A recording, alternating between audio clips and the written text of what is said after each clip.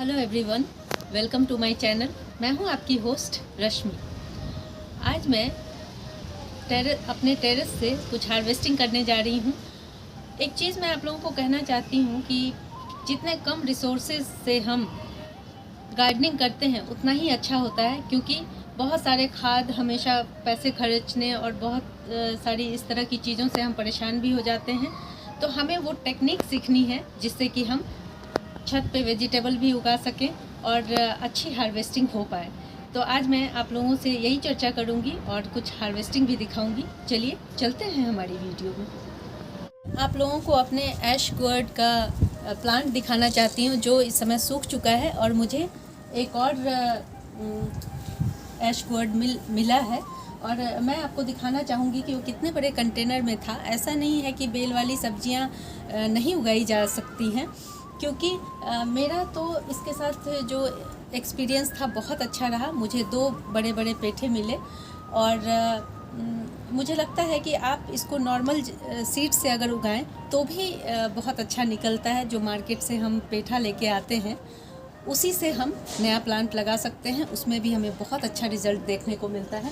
आपको मैं दिखाना चाहूँगी। आपने अगर मेरी प्रीवियस वीडियो देखी होंगी तो उसमें भी आपने देखा होगा कि ये देखें, इस ग्रो बैग में आपको ग्रो बैग दिखाना चाहती हूँ। ये ग्रो बैग है जिसमें मेरे और भी बहुत सारे चेरी टोमेटो के प्लांट भी लगे हुए हैं, और इसी में मेरा ये बेल भी लगा हुआ था, जो अब आप यहाँ पे अगर देखें तो ये बिल्कुल सूख चुका है।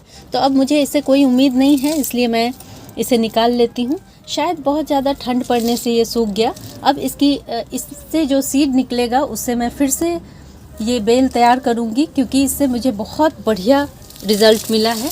तो ये मैं आज हार्वेस्ट करने जा रही हूँ। देखिए, कंटेनर से, कौन कहता है कि कंटेनर से हमें कुछ नहीं मिल सकता। ये देखें, अच्छा खासा इसका साइज़ है, और जो मैंने पहली बार हार्वेस्ट की थी वो इससे भी काफ़ी बड़ा था। बहुत बढ़िया है ये। देखिए, आप लोग यहाँ पे देखें, ये छोटा सा एक मैं चेरी टोमेटो का एक ही प्लांट लगाई हुई थी, जिससे मैंने बहुत बार हार्वेस्टिंग ली है, आप लोगों को दिखाया भी है। और आप अभी भी देखें, इसमें बहुत सारा, हालांकि बहुत ठंड में मेरा ये प्लांट कुछ ख़राब होने के सिचुएशन में आ गया था, लेकिन अभी भी आपको एक चीज़ दिखाना चाहती हूँ कि टमाटर का प्लांट 4 महीने इसकी लाइफ होती है, लेकिन आप उससे पहले ही दूसरा प्लांट रेडी कर लें। या फिर ऐसा भी कर सकते हैं कि मैं इसमें एक और एक्सपेरिमेंट करने जा रही हूँ कि आप देखें, इसमें ये प्लांट बिल्कुल पुराना हो चुका है, लेकिन आप देखेंगे इसमें न्यू शूट्स निकल रहे हैं। आप देखें, कुछ लीव्स इसकी ग्रीन यहाँ से सूट निकल रहा है, यहाँ से निकल रहा है, यहाँ से निकल रहा है। ये देखें, ये ग्रीन निकल रहे हैं। तो इसी बहाने अभी जो मैं हार्वेस्ट करूँगी, इसी बहाने इस प्लांट की ट्रिमिंग भी हो जाएगी, और ये प्लांट हो सकता है कि फिर से रिवाइव होके मुझे चेरी टोमेटो दे। तो देखती हूँ मैं कि कैसे चलते हैं। हालांकि मेरे पास और भी चेरी टोमेटो के प्लांट हैं जो मैंने 10-10, 15-15 दिनों के अंतराल पे लगाया था, जिससे कि मुझे लगातार हार्वेस्टिंग मिलती रहे। तो आज मैं इसे हार्वेस्ट कर लूँगी, और आप देखें कि किस तरह से इसकी प्रूनिंग भी मैं कर दूँगी। जितने भी ओल्ड ब्रांचेस हैं, ये देखें, जिनमें चेरी लगी हुई है, मैं इन सबको निकाल दूँगी। इसमें फ्लावर भी आ रहे हैं, लेकिन मुझे लगता है, देखें, चेरी टोमेटो भी बन रहे हैं छोटे छोटे, लेकिन अभी इनका लालच अगर किया जाएगा तो प्लांट धीरे धीरे ख़राब हो जाएगा। हो सकता है ट्रिम करने और उसके बाद खाद देने से मेरा ये प्लांट फिर से रिवाइव हो जाए। तो मैं इसे अच्छे से हार्ड प्रूनिंग करने जा रही हूँ इसकी। ये देखें, जहाँ जहाँ से मुझे ग्रीन शूट दिखाई दे रहा है वहाँ से मैं इसे इस तरह से प्रून कर दूँगी। इसके बाद मैं इसमें गोबर की खाद डालूँगी, अच्छे से सड़ी हुई, जिससे कि इसमें न्यू ब्रांच तेज़ी से निकलें और मुझे बहुत सारे टमाटर मिलें।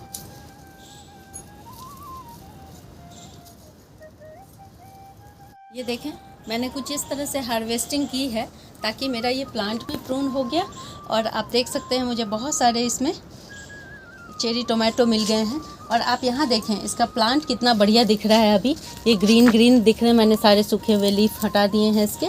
अब इसमें जब मैं कोई भी कंपोस्ट अच्छी सी डालूँगी तो मुझे पूरी उम्मीद है कि ये फिर से रिवाइव करेगा और फिर से मुझे इसमें से चेरी टोमेटो मिलेंगे। अगर नहीं मिले तो भी मैं आप लोगों के साथ शेयर करूँगी, तो बने रहिएगा मेरे साथ। मेरी एक लास्ट मूली अभी बची हुई है जो मैं अभी हार्वेस्ट करने जा रही हूँ। इस बार मैंने खूब सारी मूली की हार्वेस्टिंग की है, बहुत सारे उसके लीव्स भी मुझे मिले और एक रेड कलर की मूली रह गई है, वो मैं अभी निकाल लूँगी। और आप यहाँ पे देखें काफ़ी स्वस्थ है। मैं कहीं कहीं जैसे देखें आप यहाँ पे मिर्ची लगी हुई है, आप मिर्ची देखें कितना बढ़िया, इसका बंच देखें कितना सुंदर ये लग रहा है। और इसी के साइड में मैं मूली के एक एक बीज जहाँ पे मुझे स्पेस मिलता है वहाँ मैं लगा देती हूँ। आप देखें कितना बढ़िया ये मूली तैयार हो गया है। ये देखें, ये देख रहे हैं इतना मोटा सा। अब मैं कोशिश करती हूँ इसको निकालने की। ये देखें बहुत अच्छा है ये। तो अभी मैं इसको निकालूंगी कि ये टूटे ना। ये देखें, ये हाँ, इस तरह की बहुत सारी मूली मैंने अपने गार्डन से बहुत बार हार्वेस्ट की है। और एक चीज़ मैंने नोटिस किया है इस बार कि जैसे किसी गमले में मैंने मूली लगाया हुआ है और उसमें ओवर वाटरिंग हो गई या लगातार उसमें पानी डलता रहा, तो मैंने देखा है कि उसके पत्ते बहुत बड़े बड़े हो जाते हैं और मूली सही से बनती नहीं है। तो आप लोग इस बात का ध्यान रखें कि अगर आपको सही ढंग का ये अंदर में चाहिए, ये रूट चाहिए, तो आप पानी का ध्यान रखें, मिट्टी मॉइस्ट होनी चाहिए। बस ये ध्यान रखेंगे तो ऐसी ही मूली हमेशा मिलेगी आपको। यहाँ देखें, यहाँ मैंने कुछ टमाटर के प्लांट लगाए हुए थे जिसमें मुझे लगातार इससे भी हार्वेस्टिंग मिलती रही है। कभी दिखा पाती हूँ आप लोगों को, कभी नहीं दिखा पाती हूँ। लेकिन अब देखें थोड़ी धूप होने लगी है, ठंड थोड़ी कम हो गई है, तो हमारे टमाटर अपने आप बिना किसी मेहनत का ये पकने लगे हैं। तो जब बहुत ठंड होती है तो इनको पकने में टाइम लगता है। अगर मैच्योर हो भी जाते हैं तो भी वो ग्रीन बने रहते हैं। लेकिन अभी देखें अपने आप कितना सुंदर ये टमाटर बन रहा है। जो टमाटर हमारे पीले पड़ जाते हैं उनको भी हम ले सकते हैं क्योंकि वो बाद में अपने आप रेड हो जाते हैं। तो ये देखें, ये मैं लगा नहीं रहने दूंगी, ये भी मैं ले ली हूँ। इस तरह के टमाटर भी आप ले लें। देखें अलग अलग वैरायटी के टमाटर मैंने लगाए हुए थे। ये जो है ये अलग वैरायटी का टमाटर है। ये देखें ये भी रेड हो गया है। और टमाटर में अभी ठंड का टाइम था तो मैं आप लोगों को ये दिखाना चाहती हूँ। ये देखें टमाटर में कुछ इस तरह के रोग लगने लगते हैं जब ये कैल्शियम की कमी को दिखाता है। तो आप अपने टमाटर में ज़रूर कैल्शियम डालें। कैल्शियम के भी मैंने बहुत सारे सोर्स आप लोगों को बताए हुए हैं। चॉक पाउडर है या फिर थोड़ा चूना पानी में घोल के आप डालें, लेकिन मात्रा थोड़ी रखें, उसी से इनकी पूर्ति हो जाती है और आपके टमाटर में इस तरह के डिजीज़ नहीं आएंगे। और यहाँ पे कुछ और टमाटर के प्लांट आपको दिखाना चाहूँगी जो थोड़ा लेट मैंने इसे लगाया होगा, इसलिए इसमें लेट फ्रूटिंग हो रही है। लेकिन आप देखें कि कितनी बढ़िया फ्रूटिंग हो रही है। अब मुझे लगता है कि इसमें बहुत सारे इस प्लांट से मुझे टमाटर मिलने वाले हैं। थोड़े ही टाइम में ये पकने लगेंगे क्योंकि धूप बहुत अच्छी हो रही है। इनका सीधा संबंध टेम्परेचर से होता है। कोई भी प्लांट जब हम लगाते हैं तो टेम्परेचर का बहुत हमें ध्यान रखना चाहिए कि किस समय हम बोएं अपनी फसल जो सही क्लाइमेट में हमें अच्छे से यील्ड दे सके। तो इसी हिसाब से हमें प्रिपरेशन करनी चाहिए। मैंने आप लोगों को बताया था कि मूली में जब हम ज़्यादा पानी डालते हैं और नीचे उसकी गांठें डेवलप नहीं हो पाती, मतलब मूली डेवलप नहीं हो पाता, तो कुछ इस तरह का हमारा प्लांट हो जाता है जैसे आप ये देख रहे हैं। लेकिन इसमें मैंने छोड़ दिया तो ये भी जाया नहीं जाते क्योंकि देखें ये जो मूली के सीड बन रहे हैं ये भी न्यूट्रिशन से भरपूर हैं। इसका हम अपने सैलेड में यूज़ कर सकते हैं, सब्जी बना सकते हैं। और आप देखें प्लांट स्वस्थ होने से कितने सारे इसमें सीड बन रहे हैं। और ये भी इस टमाटर के प्लांट के साथ ही मैंने मूली के कुछ प्लांट लगा दिए थे, देखें।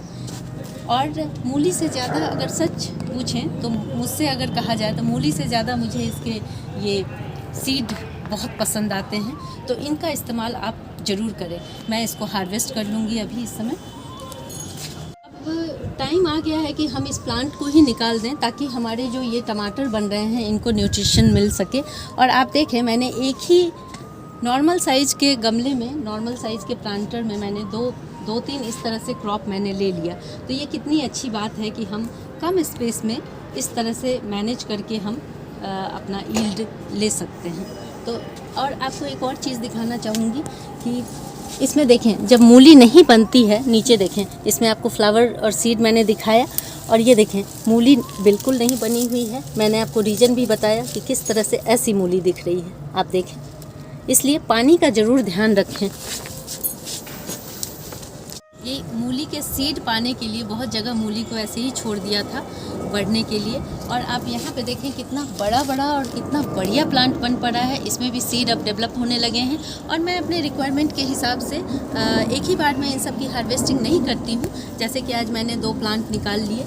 यहाँ भी ये एक प्लांट मैं रूट से ही निकाल लूँगी, ताकि अब इसको ज़्यादा मैच्योर करके नहीं लेना है, क्योंकि फिर ये मैच्योर हो जाने के बाद ये सलाद में इस्तेमाल करने लायक नहीं रहेंगे। तो इसलिए जब इसी कंडीशन में रहे आपका प्लांट, तभी आप हार्वेस्ट कर लें। इवन आप इनकी जो फूल हैं उनको भी अपने सलाद में इस्तेमाल कर सकते हैं। मैंने यहाँ पे आप देख सकते हैं कि मैंने ये स्विस चार्ट लगा रखा था, और अब इसके काफ़ी दिनों से मैंने हार्वेस्टिंग बहुत कुछ कर ली है। अब मैं इसे रूट से ही निकाल लूँगी, और उसके बाद ताकि मेरा ये प्लांट नेक्स्ट समर के लिए तैयार हो सके, हमारी जो मिट्टी है वो तैयार हो सके, इसलिए मैं इसे रूट से ही निकाल लूँगी। देखें, अगर आप लोगों के पास स्पेस हो तो आप लोग ऐसा ना करें, क्योंकि ये स्विस चार्ट का अभी हम इससे फरवरी मार्च तक ले सकते हैं, हार्वेस्टिंग ले सकते हैं। लेकिन चूँकि मेरे पास जगह की कमी है और मैं इसमें बेल वाली सब्जियां उगाना पसंद करूंगी, इसलिए मैं देखें इसे रूट से ही निकाल लेती हूँ इस तरह से, ताकि मेरा ये कंटेनर खाली हो जाए। देखें कितना बढ़िया। मुझे तो ये लगता है मैंने कभी भी इसमें किसी भी पेस्टिसाइड का छिड़काव नहीं किया, चाहे वो होममेड हो या फिर कहीं बाहर से लाया हुआ हो, बिल्कुल भी नहीं किया है। और आप देखें इसकी कितना स्वस्थ, कितना बढ़िया ये प्लांट है, ये देखें। तो देखें इस तरह मुझे आज की कुछ इस तरह से हार्वेस्टिंग मुझे मिली है, और बहुत कम साधनों का इस्तेमाल करते हुए इस तरह से गार्डनिंग करना किसी चुनौती से कम नहीं है। लेकिन अगर आप कुछ बातों का ध्यान रखेंगे तो ऐसा रिज़ल्ट ज़रूर मिल सकता है। तो हमेशा इसी तरह से लगे रहें और अपनी गार्डनिंग करते रहें। अगर आप लोगों को मेरी ये वीडियो पसंद आती है तो प्लीज़ इसे लाइक, शेयर एंड सब्सक्राइब करना ना भूलें। बेल बटन को ज़रूर दबाएं। Leave nature, love nature. Thank you.